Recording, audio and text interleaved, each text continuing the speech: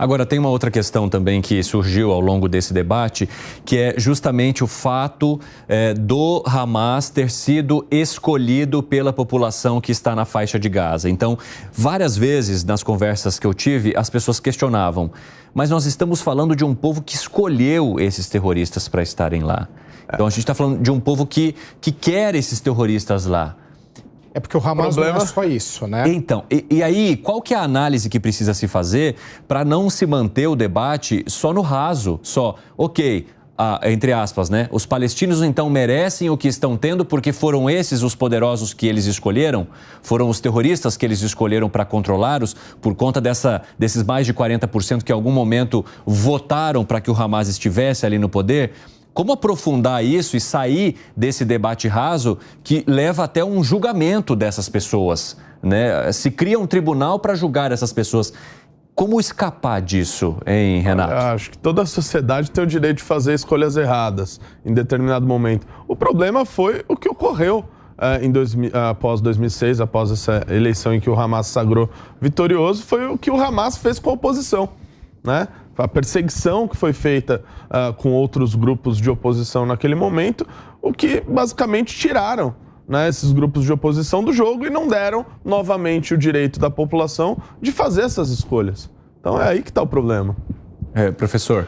Acho que é um pouquinho mais. O Hamas, naquela época, ele se apresentou só como um grupo político. Tanto é que tem gente que tem dificuldade em classificá-lo como um grupo terrorista. Vocês já ouviram? Passou esse debate a semana inteira, né? Que quem faz o que fez não tem outra qualificação a não ser chamado de grupo terrorista, né?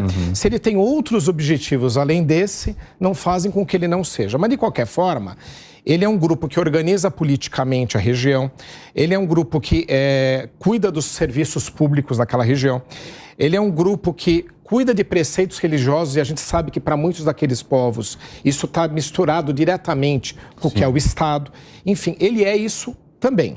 Então, a partir do momento que ele assume o poder, que ele é eleito com essa plataforma. E na plataforma dele, ele não coloca diretamente que tem objetivos terroristas, mas ele nega a existência de Israel. Pois é. Defende a extinção. Defende a extinção, o extermínio, enfim. E disso que foi para o extremismo, né? Então, mas isso já não deixava muito claro qual que era o objetivo deles desde Agora, então? a população, para entender um pouco o contexto da época, a população também, ali naquela região, ela se vê num dilema, né? Ou ela vai para um lado pacifista e de diálogo para negociar a criação do seu Estado, que, por óbvio, é o melhor caminho, ou ela entende, de uma forma errada, mas às vezes entende, que tem que dar respostas, tem que atacar, tem que praticar atos para que possa ter força numa negociação.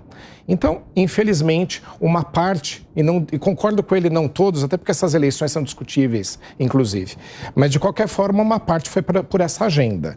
E foi por essa agenda, acreditando, infelizmente, que é assim que se resolvem as questões na região. Mas veja uma coisa interessante. Inclusive, tem pesquisas que mostram que o apoio ao Hamas diminuiu na faixa de Gaza. Exatamente. Veja, portanto, quem habita a faixa de Gaza são refugiados expulsos da ocupação israelense por força da medida da ONU que criou o Ali Estado. é a população dos próprios. Refugiados, eles estão em outros países. Estão no Líbano, Sim. por exemplo. Quem está em Cisjordânia e Gaza, majoritariamente são já povos locais. Mas Não estão em refúgio em outro território. Estão em território já que é comandado por eles mesmos. Mas a população que migrou para a faixa de Gaza de forma excessiva... Foram expulsos também ali para a criação do Estado de Israel. Que caminharam do Estado, então, palestino. É que a maior parte foi para o Líbano. Sim. Desses que você está falando, sim, tem ali, tá? Eles se espalharam. Esse é um dos problemas da origem ali.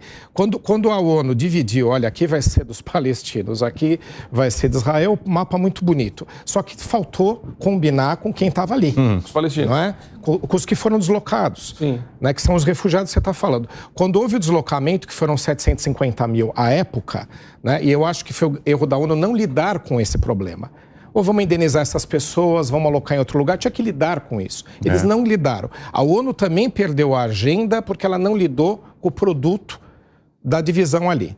Então, esses foram, sim, você tem razão, muitos foram para Gaza, uma parte para a Cisjordânia, mas a maior parte foi para outras regiões. Tem na Síria, Tem no Líbano. Agora, você imagina só... Mas tem ali também. Você imagina só o cidadão que mora em Gaza pensando, eu fui expulso do meu território pelo Estado israelense. E aí tem um grupo aqui que quer patrocinar a ideia contra o Estado de Israel. Pronto, eu vou dar um apoio velado para esse grupo, para que ele possa me defender. É isso aí. Tem gente que vai nessa agenda pelo que você está dizendo.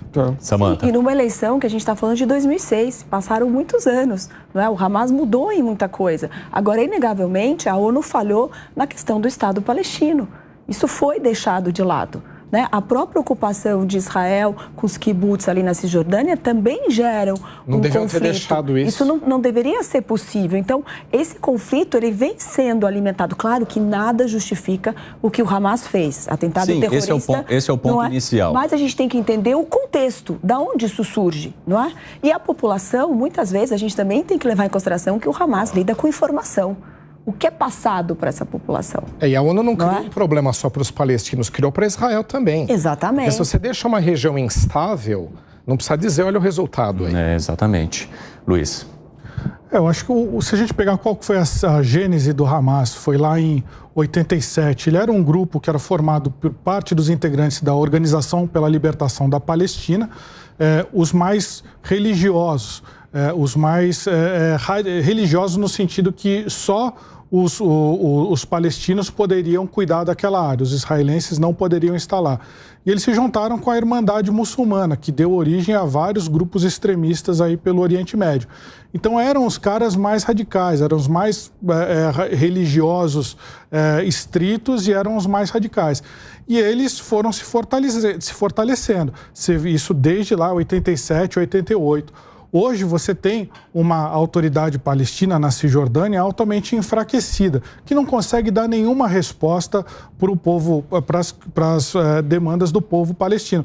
E o Hamas está dando uma resposta à força. Então me parece que o que o Hamas está tentando fazer é abarcar essa autoridade palestina para ele.